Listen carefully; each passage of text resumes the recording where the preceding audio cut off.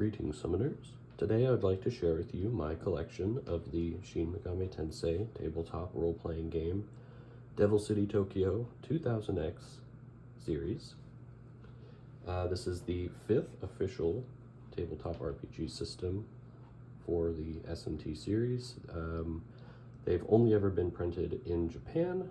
However, as many of you are aware, Lionwing Publishing is handling the localization of the Nocturne Tokyo Conception rulebook, which I am looking forward to very much.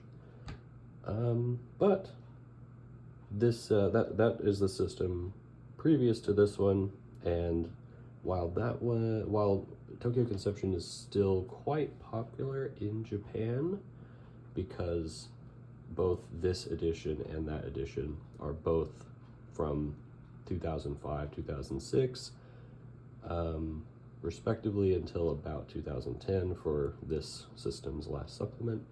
Those books are long out of print. So with the people who can get their hands on them, really just have those two options mainly to play. With the 3 earlier editions, the Rebirth or Awakening edition I see mentioned a lot.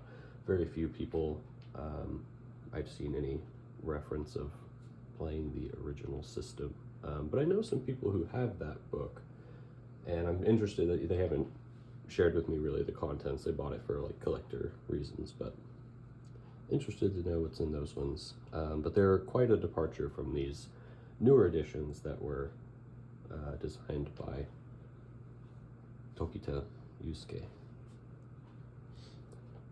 So mostly I'm just going to do a brief show of the covers of these books, because I have basically a full collection minus a single replay, which is the very last official book published for the series before the team moved on to other projects. But this here is the core rulebook. It's got the dust cover, it's got the obi, and this is quite a behemoth of a book, clocking in at, let's see, 306 pages, including the editorial in the back. So, and a lot of that really isn't rules or text, it's mostly data, and I don't want to say better for worse, but there's a lot of items, there's a lot of skills, there's a lot of monsters, demons, statted out in the book from primarily the first and second games, with more of a focus on the first game, because this book actually has 4 settings in it. It has the SMT 1 setting, the SMT 2 setting, a unique variant that's just set in modern Japan called Devil City Tokyo, set in Tokyo specifically. And then for the 4th setting is actually one that I believe was ported over from Tokyo Conception's Amala Deep World supplement. They added a high school setting, which is set in like a private Catholic academy. It's a boarding school, and it basically is the setting of choice for many Japanese IPs, but the Persona series in particular, which that's sort of a nod to. At the time that was made, I don't even think Persona 3 was out yet, so the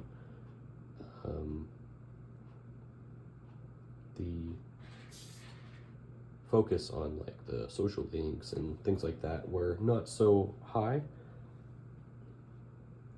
But the later reprinting of a replay for 2000X played in the high school setting does actually include a bunch of rules that add systems, data, skills, like the Persona class for this book. And a lot of what's in this book is backwards, well, I don't want to say backwards compatible. You can convert it to Tokyo Conception very easily. Out of the book, they're not compatible. They're very, very different.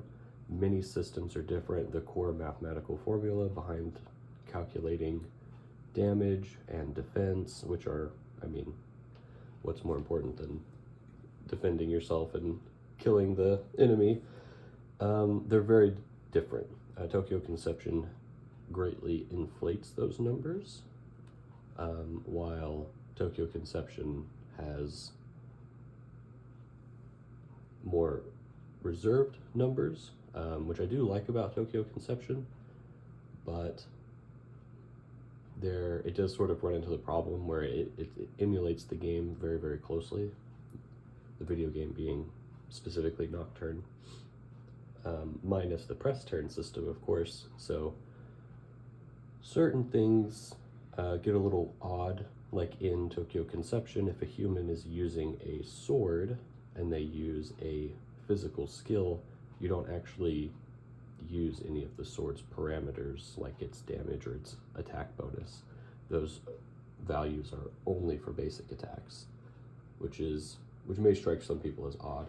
In 2000X, however, or just SMT X, you do add everything up. So if you have a sword and you're using the sword skill, everything just gets added across the board, which may be more intuitive, but it does result in some greatly inflated numbers. And I think that it does impact the overall balance of the book, which is handled much more carefully than I give it credit for. By my opinion, a lot of the numbers and damage and systems like affinities and criticals, on paper they don't really seem to work. However, at the table when I've played, the handful of sessions that I've run and actually played in, it's all just kind of worked and everything fell together really greatly. So definitely give it a try if you get the chance to. If you've got an eye for the numbers, don't scoff at them at first glance like I did. Anyways, enough talking about the core rule book. This has basically all the rules, everything you need. There's some demon. I'll quickly go through those and stack them up. So I'm going to go through the supplements in order.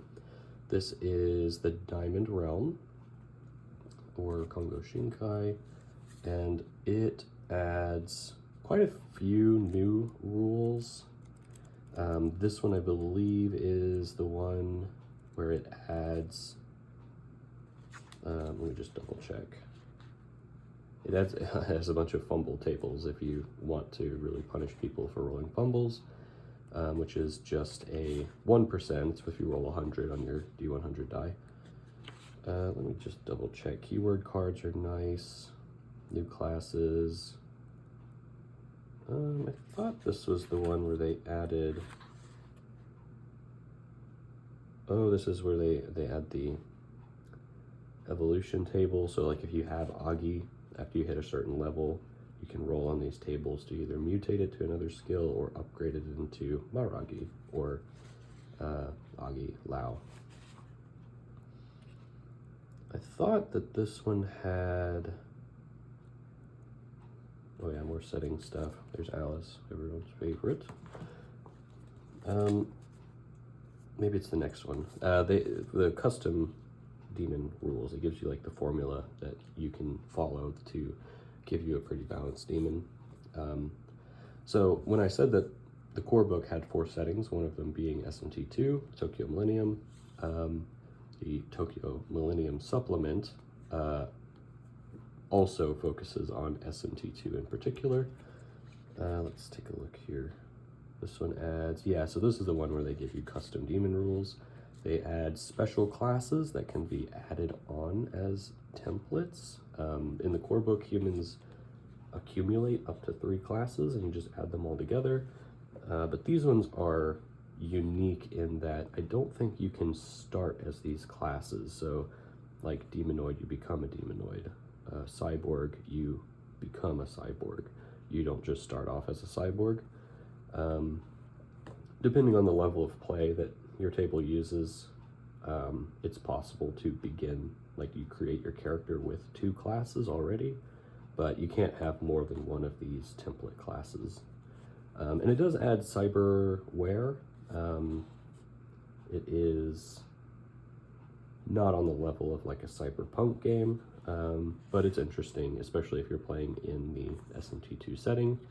But most of this stuff, it will fit right into a game run in that setting. New skills. Let me actually get to, so here, the Tokyo Millennium, where it actually starts going over the setting. It gives you basically the whole history, and it has these really cool maps of the different areas. Let's see if I can find a couple more. There's another one for the underground. And then more factions, more NPCs. You can see some of them in the backgrounds there.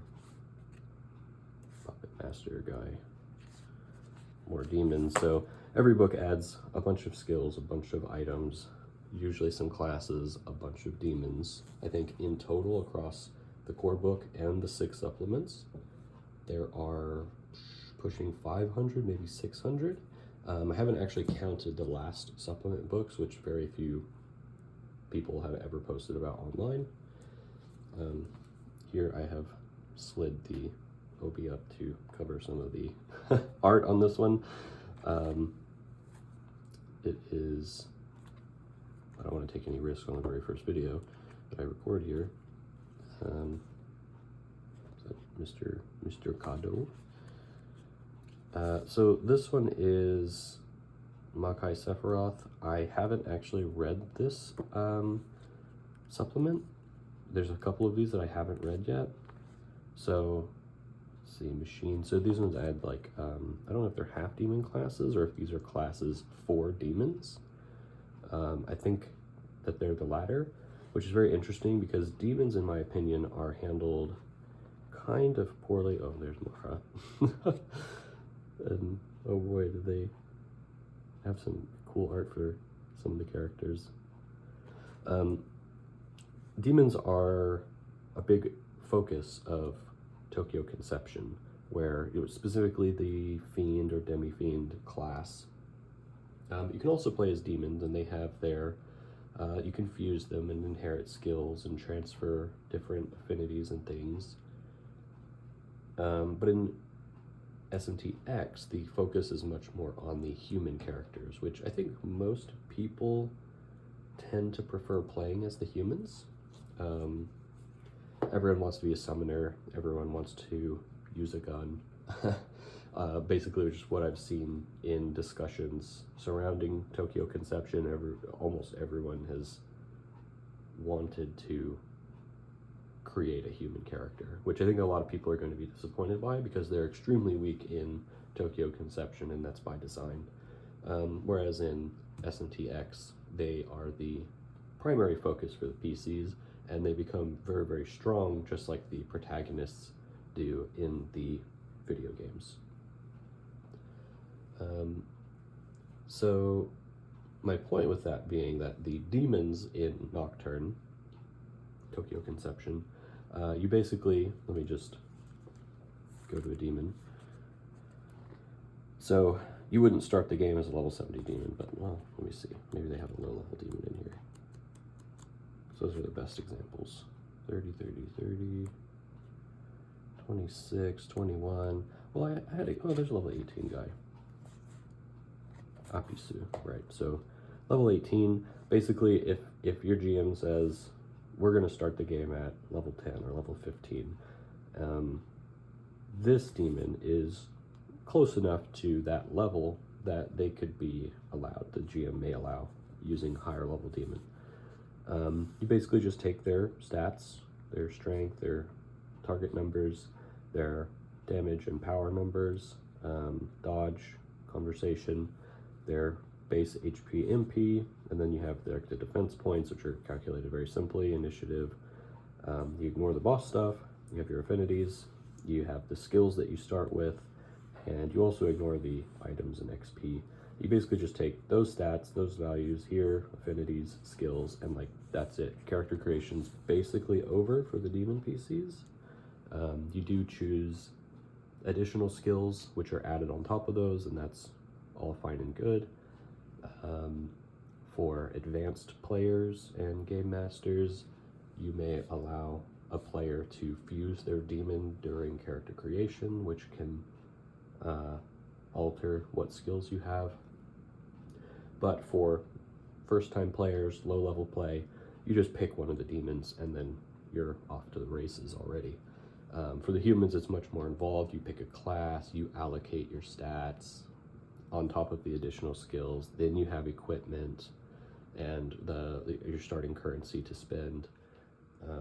Lots of pages to look over, choose between, do I want a sword, do I want a knife, do I want to use gun, should I do agility, what about magic? A lot more involved for the humans, and then it only gets more and more complicated.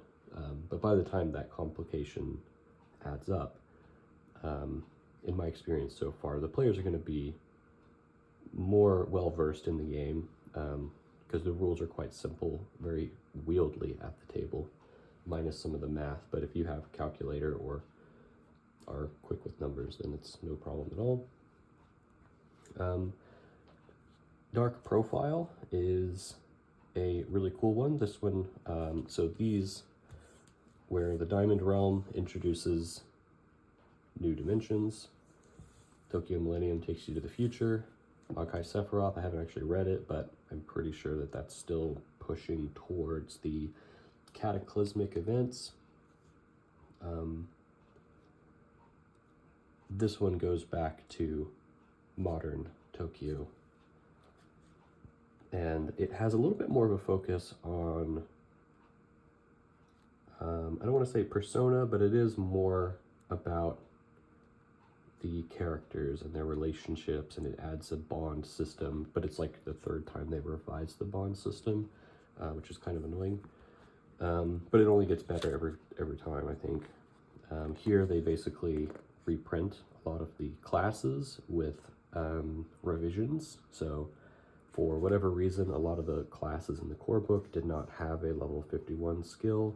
Some of the classes went 147 instead of 137, and they just had, I don't know, in my opinion, it just seemed like a typo or oversight, because there's no reason why they'd be staggered differently.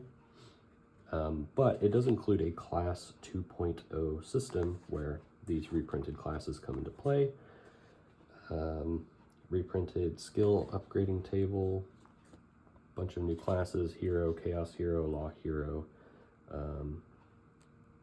magus, onijoro. So still a bunch of new stuff. The style system and the additional skills are a big component to customizing how your character acquires their skills and what skills they end up acquiring sort of at what point, how early, which is very nice. But this book adds very advanced features to the game that most of the complicated parts of the game don't actually take place during the game while you're playing it. They take place in the in-between parts where you're making your character or you're choosing how to level up your character, which this book adds a lot of detail in those areas. But when you're actually going through and you're investigating an incident or you're fighting against the demons, those procedures remain the same, and they remain simple and fast, and it's quite good. Here we have just Ragnarok. This is also one that I haven't fully read. Again, it's still in modern time, SMT 1, but it's more focused on the happening of the cataclysm and the post-cataclysm, I believe. It adds some cinematic rules, which are odd ways of saying, like, oh, you know, if you have a really high contribution to the Church of Messiah, you can, like, call upon this skill and a crowd of people just sort of spontaneously appear and produce a distraction. And it's very narrative focused there, where the nature of the crowd. It's like, oh, did they just happen to show up? Were they already there? Are you know, is this like a little tweak of what's happening in the scene type of deal? It's kind of up to the players and the game master to direct what's actually happening there. But there's a lot of new systems here. Looks kind of my receipt. The new demons that they add are starting to use the revised skill list, where they have like rank skills. They can go like from rank 1 to 3 normally for players, but oh yeah, some cool guys. Bunch of new stuff in that one. And so this is the final supplement. This one is the most rare and the one I was waiting on for the longest amount of time, the Strange Science one. This actually goes back to modern Japan again, but before the Cataclysm, and it has a bit of a focus on an academy city, a sort of island city where science and magic come together and produce interesting results. If that sounds familiar, the authors of these books make tons of references to other media. There's references to JoJo's Bizarre Adventure. There's references to Equilibrium, the movie, which was one of my favorite films, with Tokita Yusuke being a huge film buff, especially of Western films, sci-fi and mystery films. This one I haven't actually read it all yet, but I took a quick look through it. Since this book came out in 2010, one of the big things that I see a lot of people talking about is they want to know, oh, how can I play SMT 4? How can I play Strange Journey? Is Devil Summoner part of the series? Well, Kuzunoha is referenced in the core book, but Raido isn't in there, for example.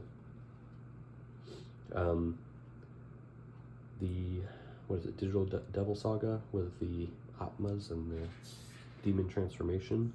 So the Atmas and also the comp apps, I don't know if the Monica is in this book, but Strange Journey stuff is in this book.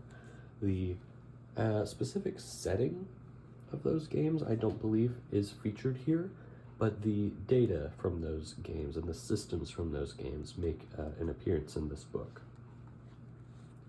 which is very interesting because I also very much enjoy the style of Strange Journey. Bunch of factions. Let's see, these are more classes. So here we go, comp appri, right? The comp applications.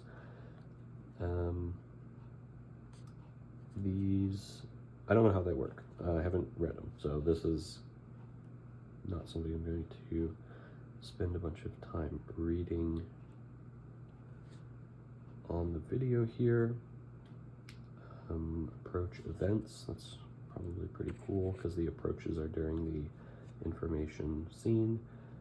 Cinematic action rules, here's, again, it's probably similar to Ragnarok's where they produce some kind of, they're called cinematic because it is usually a large alteration to the scene that has a lot of narrative vagueness. 30% rule. Cool guy there.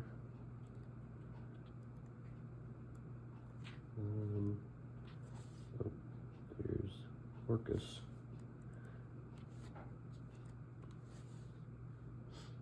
Some cool dudes. Oh, see that? I'm kind of off the screen a bit. Whoopsie.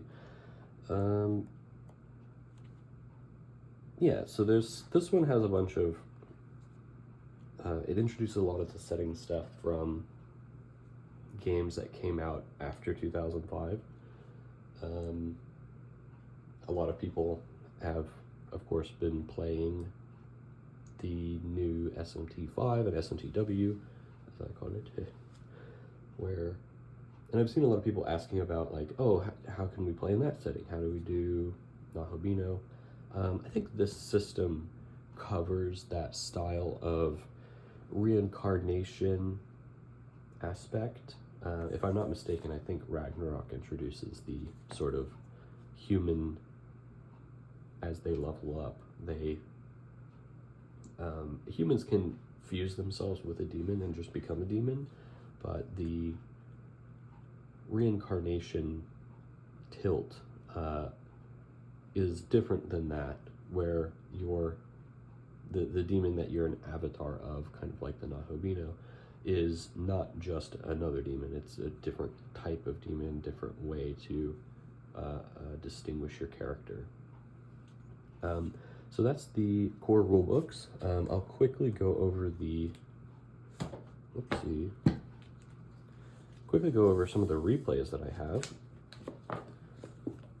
So this one is like successor of the White Blade, 3-part replay series. This one is, so Tokita Yusuke is on the author list here, but I do believe that it is the co-authors series. This one is primarily written by him. I forget his name off the top of my head. Starts with an M. But these ones are all very nice little books. They have neat illustrations throughout. I do believe the same artist does all the illustrations. Very cool stuff. There's an angel there. They usually have a colored bifold in the front. Get that back into place. Let's see. Just some really neat art, for sure. They are right to left read with usually vertical text, which it's not a problem, but it makes handling them a little bit more odd sometimes. Dun, dun, dun. Oopsie. Be a little more careful there. There's another colored bifold there in the beginning. Just really, really nice stuff. So I haven't read this series yet. These ones I actually opened from the packaging that I ordered them in just before starting this video. Let's see. So that was the first replay series. Then Night Tale was the third replay series that was printed. And because these were kind of, they all had different authors, like different primary authors, different play groups, and a lot of these replay series were actually recorded and later transcribed after getting approval. So a lot of the material was already there, and they kind of, I don't want to say like they had simultaneous publication there, but basically they had 3 series running simultaneously, so they would stagger these releases. They'd be like, here's a replay, here's a supplement, here's another replay, here's the other replay, here's another supplement. So they were really churning out the support for this series. And in the back of these books, they usually have, here, so there's additional data. The Kamui stuff is pretty cool. It's like divine authority, divine favor, very closely related to the cinematic rules. You sort of can invoke your factions, general and like broader influence. So again, with the Messiah Church, you can have like a blessing come and restore everyone's bad status, or you can have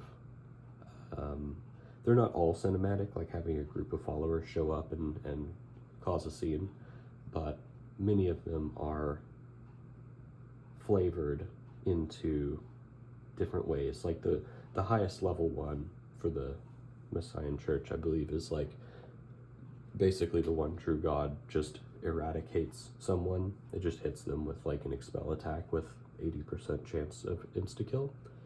And you can only use that once every so often but when your contribution to that faction is high enough, and generally that becomes like mutually exclusive, like there's not another PC who's aligned with the Ring of Gaia, I guess. I mean, it could happen, but that's generally, the whole party is probably going to focus on contributing to one faction.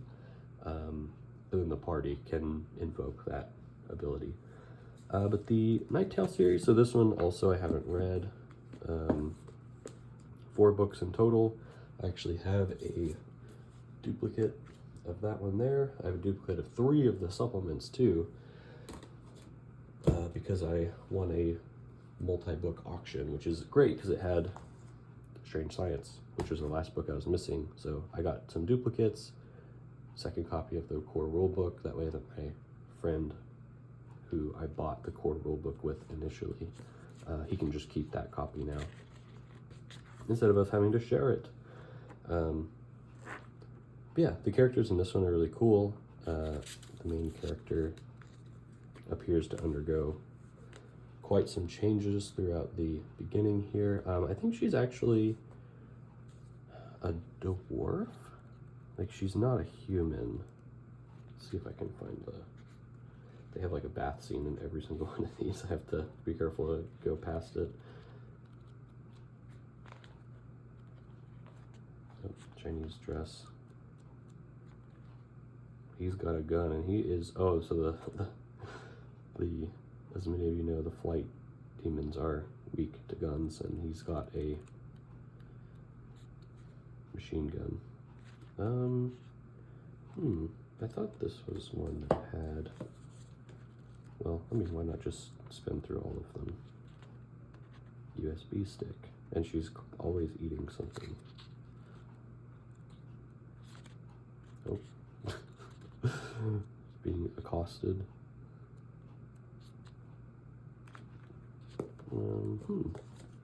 There's something in here there. She was like wearing armor, and I'm pretty sure like a dwarf was there. It was like, oh, she's a dwarf. I didn't know that.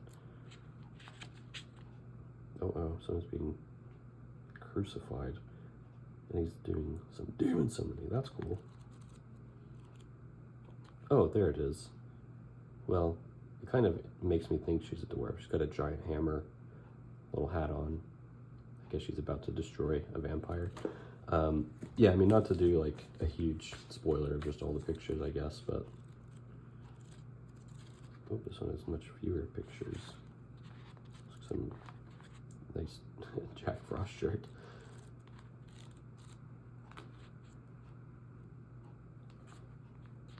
They're like having a blushing scene in every single picture. So this one's I haven't read yet. I'm actually not even sure what it's about,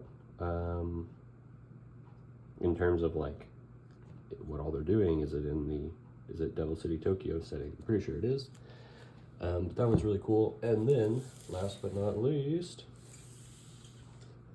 yeah, if you could tell from me sliding it in, this is a 9-volume replay series. This is the SEGA Academy Exorcist Student Council, I guess, because this one takes place at the 4th setting in the book, which is the private missionary school. It's basically like Sacred Blossom Private High. And then the Taima part here, it's a very interesting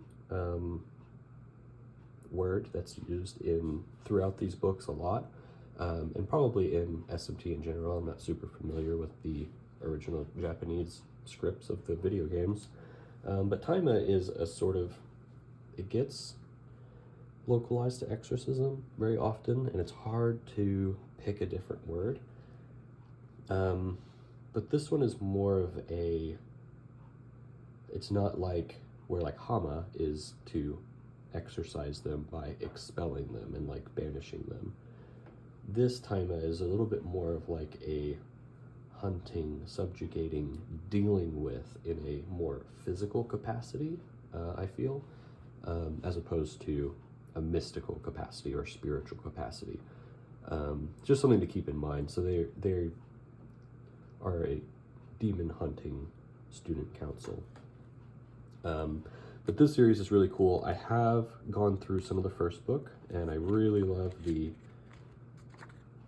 colored fold of this one. Love the pixie here.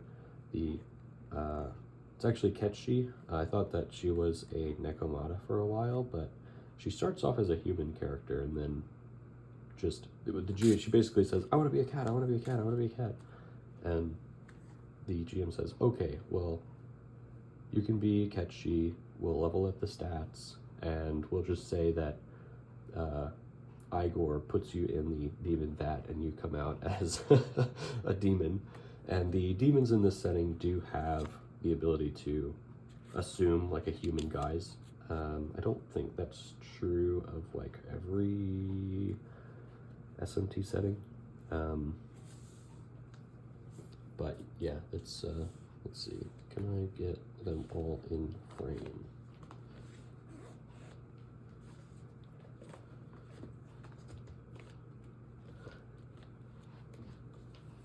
Yes. Just move that up there. So this is the core for the first one. I've read it. They start off in school. They get their like the very first task that they're given is actually one of the scenario ideas in the core rulebook, and they go this way, by the way. Basically, they have to deal with they have like a tennis team at the academy, and it's very like, the grounds of the academy are huge, and it takes up like basically a whole hillside, not just a hillside, multiple hillsides. And up in the hills, there's an old tennis court, and they have a new tennis court that's closer to the school building that most people use, but the senpais of the tennis club force the new juniors to go and climb the hills to this old court and make like laps around it as part of the training regimen. And there's a bunch of rumors about the old court where basically there was now this is a spoiler, so if you want to skip ahead a minute or so, there was a student who was like just about to go play like in the finals of a tournament, but then tragically was killed, but their ghost still haunts that tennis court, and not necessarily in a bad way. So the ghost there shows up and will play matches unceasingly against anyone who's at the court like after dark. But there's a demon that's shown up and is basically affecting that spirit, and it's a chon-chon, so it's really funny that the picture that I just showed of where the Pixie's explaining what the chon-chon is so that's Pixie, this is the summoner, and they're together. She's explaining what the chon-chon is, and the chon-chon is actually used as the tennis ball. And I think that their task is to basically just defeat the chon-chon, and then the spirit, I don't think the spirit necessarily gets put at rest at that point, but the point is not to banish the spirit, it's to deal with the chon-chon. Yeah, so you see here, before she became a Ketchi, she actually was the Qigong striker class and had Chinese martial arts skills. Here it goes through, like they did some leveling up, so it shows their whole stat block and stuff, and it talks through how they were leveling up, who they were choosing. Let's see. Oh yeah, so I think I've posted this picture before, but here's where she gets dunked into the vat and then comes out as a Ketchi. And since Ketchi has the weapon skill, as a demon, the Ketchi's able to equip melee weapons. So she has a chainsaw. And then Igor, I'm not sure, I don't think she gave him money, but there he is counting his bills. There's actually 3 sessions in this book, and I'm only really familiar with the first session. I'm a bit partway through the second session, but not enough to really like cover it. These ones I actually haven't even opened at all yet. This one, well, that's not true. This one I've opened, so here they all are, enjoying another meal, picnic. So where I thought she was a Nekomata, she actually does become a Nekomata in this book, which is a little bit of a spoiler. Before, after.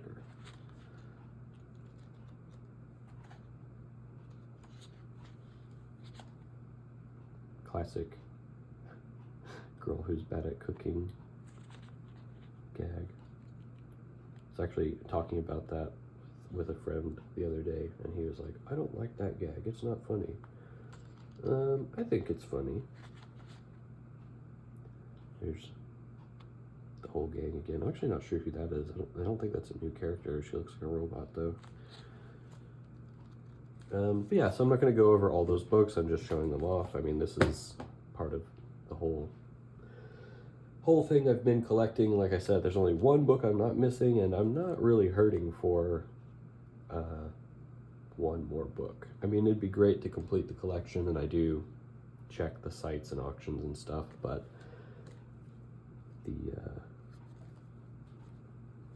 I will be fine working through these books. Speaking of working through them, I am working on a fan translation of the core rules. I am, by my estimation, probably like 80 to 90% complete. I've been working on a PDF. I've been running it by friends and other people who are much more knowledgeable about SMT than I am, just to keep my opinion, you know, help me edit the book and make sure all the text is right, and like, oh, did this actually happen in the story that way? And because I haven't played all the games. But yeah, check out the link in the description. I have a Discord server where I'll be going over, well, that's where I'm sharing the PDF. I don't necessarily share the raw scans, but I mean, I'm not super opposed to it. In this case, so I actually have, a lot of these books are already started. So like I've started Diamond Realm. I have a lot of the text in it translated. I've started Tokyo Millennium, a lot of the text in it is translated. Darkness Profile, same thing. Ragnarok, not so much.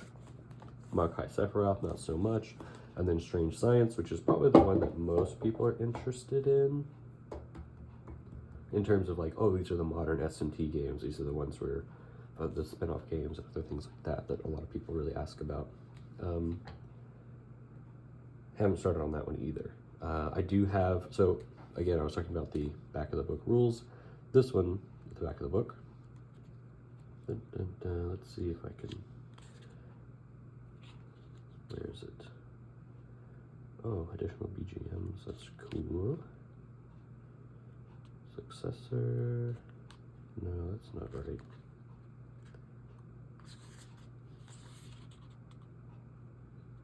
Keyword, yeah, so here we go. Well, this is the persona skill, but it's for the persona user class. So that book has a bunch of persona stuff in it. It has social links, bonds, it has the, was it like courage, beauty, and social life, like those odd secondary stats from the persona games. Those are outlined in that book, what they mean, how you improve them. They're very auxiliary. Like the game is mostly focused on the investigation scene, and then some battles, and then a boss fight that resolves the incident. That's the default process and procedure. But I think I'll probably make more videos going over the English rules that I've prepared from this monster of a book. 300 pages, I mean, it's not a monster of a book, but it sure is a lot of stuff going on in there. There are a lot of systems, procedures, and data in the book. It's not, each individual thing is not complicated, but in totality, there is a lot to go over. So this channel is new. I know this is a long video, but I wanted to have one video where I talked about all the different books and to brag a little bit about this collection that is quite expensive and that I've been collecting since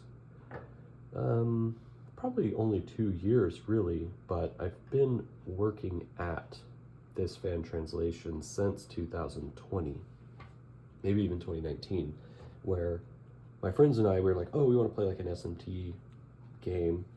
I wonder if that's crazy that there's not an official SMT game, because like it would be kind of perfect at the table. And lo and behold, they've been making SMT games official, first party, published, licensed since the 80s, or at least the early 90s, I forget. With this one being 2005, getting support all the way through 2010, maybe 2011 for that last replay book that I'm missing. And I mean, that's 5-6 years of support, and I'm really glad that Lionwing broke into the SEGA door and got Tokyo Conception. It is perhaps, I don't want to say unfortunate, like they reached out for the Devil City Tokyo license as well, but they didn't get it yet. And I think that with the way things go and Lionwing's own public policies, they're probably not going to get to these books anytime soon. So I don't feel too bad about sharing the work that I've basically been working on since 2019, 2020, where I started with a Chinese fan translation that I found online and was basically relying strictly on OCR tools to read the text out for me. And I don't know a lick of Chinese, so it was really rough. A lot of things were completely wrong. And then in 2022, my friend and I actually bought a core rulebook, and he had Tokyo Millennium because this supplement was only like $40 secondhand, so he bought that. But this doesn't really give you what you need to play the game. So we went halvesies on one of these when it was like $150 plus shipping. And then like May of 22, he ordered the book, so he had it in his possession for like half a year, and then I got it from him. And yeah, I mean, super dense in the data here. This is all just melee weapons and bows. That's when I scanned the book, started working on the book. By October of 22, that must have been 23. Yeah, it was 2023. Whoopsie. Anyways, by October of 23, I had enough of the book confidently translated that I started running the game. A few associates who found my Chinese fan translation reached out to me and helped me a great deal in getting the text on these things shored up. And then for basically another half year, I was just working on other projects. I have so many new books. I've got roll and roll magazines with SMT X support in them that I've been collecting and reading. Other systems by Tokita-san, and his other books are really, really cool. I've read his fantasy file on the cinematography in games, and that one is cool. You can buy that. on Bookwalker, or you can visit the Sword World Discord and find other fan-translated things. Speaking of, yeah, check out the description if you're interested in following the progress on these books. And leave a comment in the comments for what kind of videos people are interested in, because I don't have a whole ton of ideas that I feel like I can make a whole video on to cover a topic. Like if someone wants, like it's almost faster for me to just like type a quick message, but I could make a whole video about how to port demons from your favorite game, how to convert demons from this game back to Tokyo Conception, or from Tokyo Conception to this game. I've got tools and resources like Google Sheets that can do some auto calculation stuff. A really big topic is how to structure dungeons. A lot of people just assume that this game is a grid-based dungeon crawler like Dungeons and Dragons is. Not that 5th edition is a very good dungeon crawler, but this game is not a dungeon crawler. It doesn't use grids. It is almost entirely scene-based, which makes it more inclined to benefit from a point crawl structure rather than a square by square structure for like maps and adventure design. That being said, the book doesn't mention point crawls. I've run it with a point crawl, had success. My most recent session was a square by square dungeon crawl, and it was going really well. I say was, we just haven't played the next session yet, and I've been busy with this, so it went well. But the book doesn't give you advice on that, so I mean, I could make videos on that. It would be cool. But yeah, just let me know what people are interested in. If someone really wants to know what happens next in this story, I have a pretty decent transcript of this that I'm working on getting a translation of, because I really think replays are an undervalued aspect of the Japanese tabletop scene. Most of the ones that you see published like that are going to be like official games played by staff, or at least run by staff. Like those are two of those are going to be run by Tokita-san himself with his associates and someone's daughter. I don't know if it's his daughter, I can't say.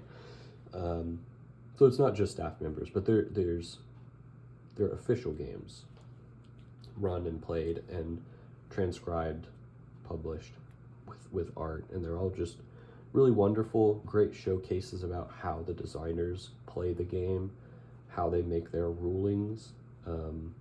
I've actually seen discussion online about how they get a lot of things wrong in these books, and it's fine to get things wrong. So yeah, just let me know, check out the Discord, and subscribe for more. Thanks.